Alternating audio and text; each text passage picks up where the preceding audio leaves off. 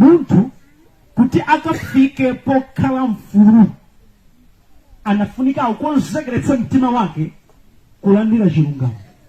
Andi ndimalindi nene mona mtima dziko la pansi limagana kulandira cha chilungamo. Anthu amafuna kuti mudziwa uzabodza. Ndi chifukwa chake zambiri zimakanika kusinthika chifukwa timakhala tikuuzana zonama.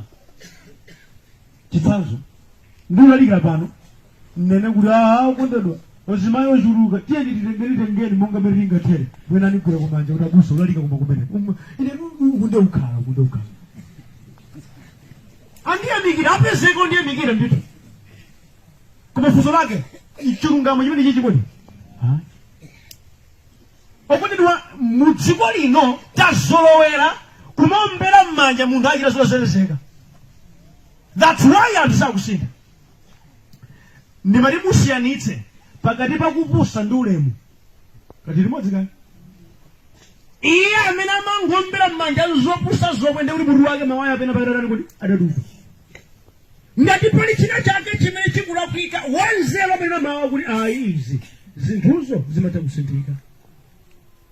Makomomo anaena akumakhala zitsiru chifukwa chonena kuti kuti madziwa kuti mwana ayira zozerezeka kupati pamuzati alekani no phiri wanga amenewa mpaka akhala chitsiru mpaka na pano sadakwatire beru pano sadakwatire mukwete zamocheda mocheda asenje misumu adakwatira adakadya sima yomayi wake panopa sikumuuza chilungamo kuti mwakula pesani zanu zochita ndewenaso alipo amakwatira pakomola makolo wawo mpaka marenga miraba ndipo masuka mpaka miraba kumalo mama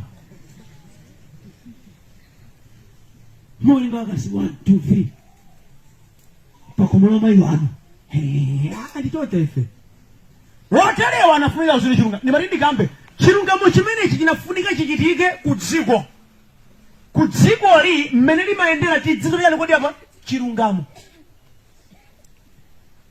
Tidziuzana zimene zingaongole zinthu.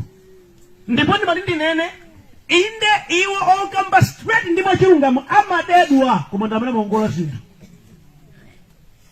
Kumipingo tiuzane chilungamo chimene chikhoza kukonza zolakwika. Midzi tiuzane zoona ndi pamene tikhoza kukhala afulu kanthu amasuka. Kunamizanaku ndi kupatsana ulemu wosathandizawu udzatipondereza mpaka na kalekale. Izi ziwani malemba akuti mudzazindikira choonadi ndipo choonadi chidzakumasulani.